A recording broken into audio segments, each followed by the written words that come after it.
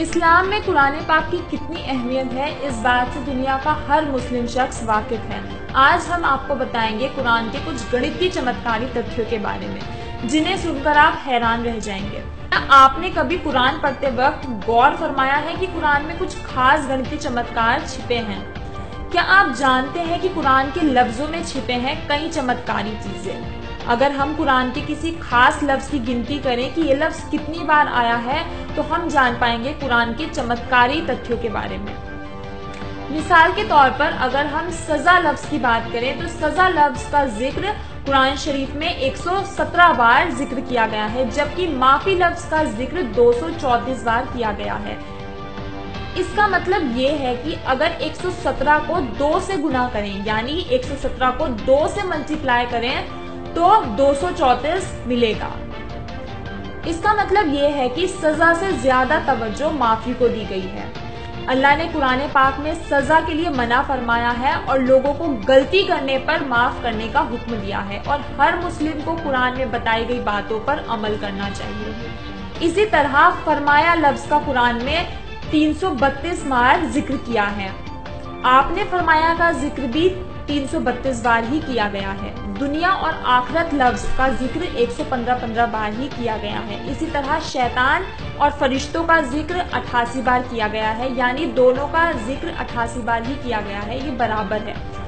कुरान में जन्नत और जहन्नुम का बराबर जिक्र किया गया है, यानी दोनों का जिक्र 87 बार किया गया है। अल्लाह ने ज़कात देने का हुक्म फरमाया है, जो कि गरीबों को दिया जाता है। इस लफ्ज का जिक्र 32 बार किया गया है। इसी तरह बरकत लफ्ज का जिक्र भी 32 बार ही किया गया है, यानी अल्लाह ने फरमाया कि हम जितनी ज्यादा गरीबों की मदद करेंगे, उतनी ज्यादा ही बरकत हमारे घरों में होगी।